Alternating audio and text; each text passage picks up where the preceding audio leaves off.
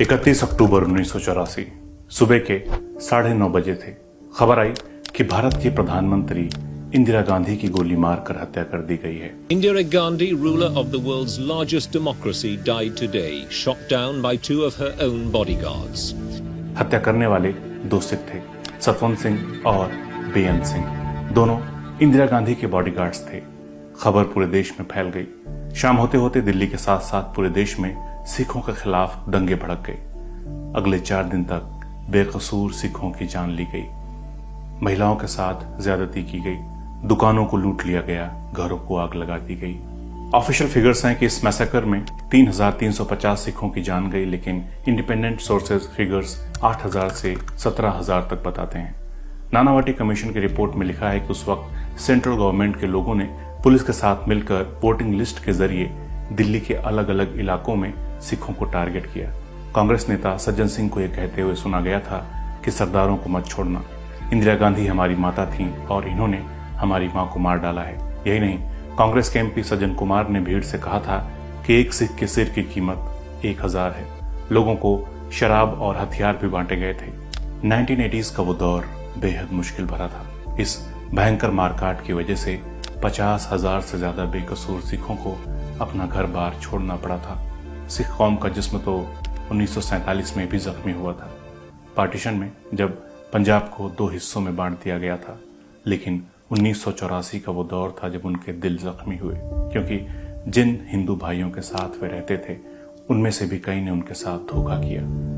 Violence पर तो काबू पा लिया गया, लेकिन जो ट्रस्ट था, विश्वास था एक दूसरे के बीच, वो चला गया। ऐसे लोग जो पंजाब की राजनीति से दूर थे, दिल्ली में एक आम आदमी की तरह जिंदगी जी रहे थे, उन्हें पहली बार एहसास हुआ कि वे अलग हैं और दिल्ली नहीं, वे बस पंजाब में ही सेफ रह सकते हैं। लेकिन सिख्स के लिए इतनी सिचुएशन खराब कैसे हुई? इससे पहले पंजाब में हिंदुओं को क्यों निशाना बनाया गया था? खालिस्तान का मामला क्या है? कहां से शुरुआत हुई थी? खालिस्तान की मांग के पीछे कहानी क्या है? सारी कहानियां जानेंगे। पहले चैप्टर में देखिए कहानी खालिस्तान के सपने और पंजाब के बंटवारे की।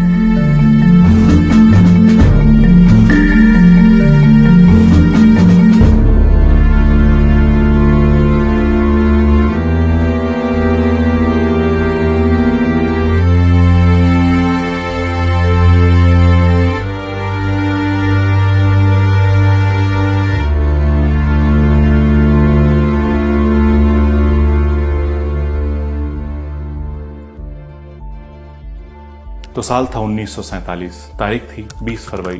इंग्लैंड के प्रधानमंत्री ने हाउस ऑफ कॉमन्स से घोषणा कर दी कि हिंदुस्तान को जून 1948 तक आजाद कर दिया जाए। यह भी लगभग तय हो चुका था कि पार्टीशन होगा। बाकी सभी इलाकों में तो अंग्रेजों के लिए आसान था हिंदू मुस्लिम के हिसाब से बांटना, लेकिन पंजाब ऐसा क्षेत्र था जहां पर हिंदुओं, सिखों और मुस्लिम्स तीनों की पॉपुलेशन अच्छी खासी थी। इसलिए इसे कैसे बांटा जाए, ये अंग्रेजों के लिए सिरदर्द था और पंजाब के बिना पार्टीशन हो नहीं सकता था।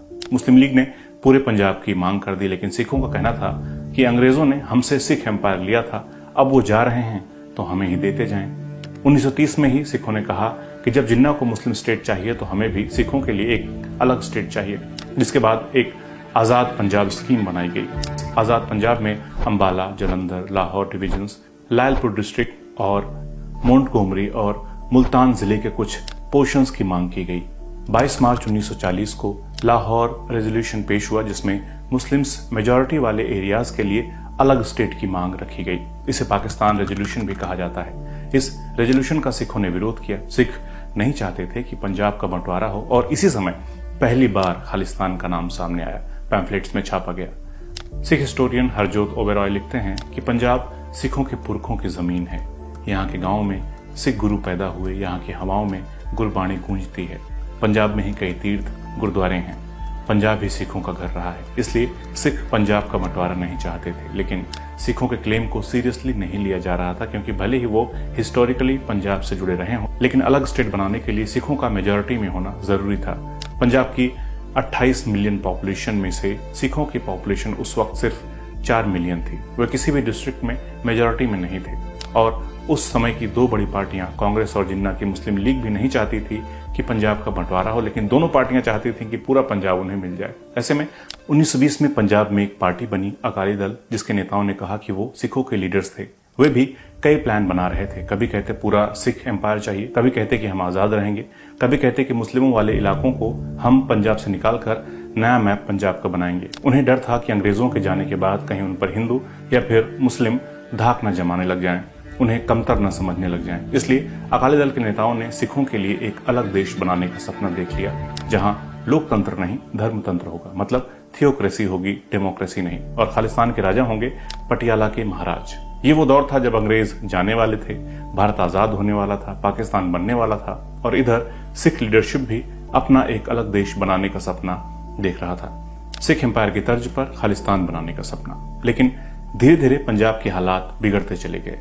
Disastrous twilight a personal record of partition of India में मेजर जनरल शाहिद हामिद लिखते हैं कि पंजाब सूबे में टेंशन बढ़ रही थी और पटियाला के महाराजा उनको हथियार गोला बारूद दे रहे थे। अपने कुछ सैनिक भी उन्होंने अमृतसर में भेजे थे। फरीदकोट के महाराजा भी इसमें शामिल हो गए और गोला बारूद पैसे देने का वादा भी किया। अलवर, बीकानेर और भरतपुर से भी हथियार सप्लाई होने लगी, जिसके बाद लियाकत अली खान ने वायसराय से कहा था कि मुस्लिमों को हथियार रखने की इजाजत दी जाए, लेकिन वो नहीं माने। और 1947 के मार्च तक पंजाब के रावलपिंडी डिवीजन में हिंदुओं और सिखों के साथ वायलेंस शुरू हो चुका था। रेप्स, लूटपाट, मर्डर के केसेस बड़े पैमाने पर सामने आने लगे, तो हिंदू और सिख मुस्लिम इलाकों से भागकर हिंदू इलाकों की तरफ आने लगे और आखिरकार सिख लीडरशिप ने कांग्रेस से बात की और पंजाब के पार्टीशन के लिए वे तैयार हो गए। जब यह खबर लॉर्ड माउंटबेटन तक पहुंची तो वो चौंक गया। उसने कहा, मैंने इंग्लैंड और यहाँ रहते हुए पंजाब की समस्या पर बहुत सोचा कि कैसे सिख कम्युनिटी को साथ रखा जाए, लेकिन कोई सोल्यूशन नहीं निकला।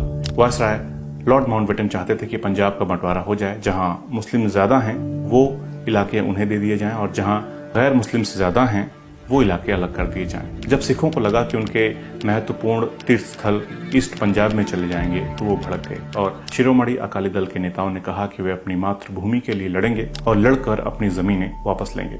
अप्रैल 1947 में 18 सिख लीडर्स साथ आए और लड़ाई के लिए फंड जुटाना भी शुरू कर दिया। 50 लाख रुपए जुटा लिए गए। शिरोमणि अकाली दल के नेता ज्ञानी करतार सिंह, मास्टर तारा सिंह और बलदेव सिंह पूरी तरह से तैयारी में जुट गए। पटियाला के महाराजा मदद कर ही रहे थे। 3 जून 1947 को यह तय हो गया कि अब पंजाब का पार्टीशन होकर रहेगा, लेकिन शिरोमणि अकाली दल के नेता ज्ञानी करतार सिंह ने 20 दिन के बाद 23 जून 1947 को पंजाब के पार्टीशन के प्लान को रिजेक्ट कर दिया और कहा कि यह प्लान सिखों के हित में नहीं है। इसी मीटिंग में सिखों ने गोरे रेडक्लिफ के बनाए गए बाउंड्री कमीशन का भी बायकॉट कर दिया, लेकिन जुलाई में रेडक्लिफ ने आखिरकार पंजाब को 2 टुकड़ों में बांट ही दिया। 17 अगस्त 1947 को पंजाब के 2 टुकड़े हो गए। वेस्ट पंजाब को एरिया मिला लगभग 62,000 स्क्वायर माइल्स, जिसमें मुस्लिम्स पॉपुलेशन 1.5 करोड़ के आसपास थी, और ईस्ट पंजाब को 37,000 स्क्वायर माइल्स का एरिया मिला, जहां पॉपुलेशन 1 करोड़ 20 लाख के आसपास थी, जिसमें से 4 लाख से ज्यादा मुस्लिम्स थे। सिखों ने लायलपुर, मोंटगोमरी और शेखपुरा मांगा था, लेकिन उनको नहीं मिला। शेखपुरा में ही सिख धर्म बनाने वाले गुरु नानक का जन्म हुआ था। ननकाना साहिब से ही उन्होंने उपदेश देना शुरू किया था, लेकिन पार्टीशन के बाद अब ये जगह पाकिस्तान के पास है। पार्टीशन में भयंकर मारकाट हुई। बीबीसी की एक रिपोर्ट के मुताबिक 10 लाख लोग मारे गए और 1.5 करोड़ के आसपास लोगों को बेघर होना पड़ा था। एक सिख स्टेट की मांग अधूरी रह गई, खालिस्तान बन न सका। मगर कैसे जो सिख पहले पूरे हिंदुस्तान को अपना मानते थे, पूरे देश में जो सिख धर्म फैला था, जिस धर्म का एक तख्त बिहार के पटना में है तो दूसरा हजूर साहिब महाराष्ट्र में, वो अपने धर्म को एक जमीन के टुकड़े, एक टेरिटरी तक लिमिटेड करना चाहता था। क्यों, जानेंगे अगले एपिसोड में। इस सीरीज की रिसर्च के दौरान मैं पूरी तरह से अनबायस्ड रहने की कोशिश करूंगा और पूरी तस्वीर दिखाने की कोशिश करूंगा, इसलिए जल्दबाजी ना करें। सभी एपिसोड्स देखने के बाद ही मेरे बारे में अगर कोई राय बनानी है तो बनाएं। तो मिलते हैं खालिस्तान चैप्टर के अगले एपिसोड में बहुत जल्द। नमस्कार।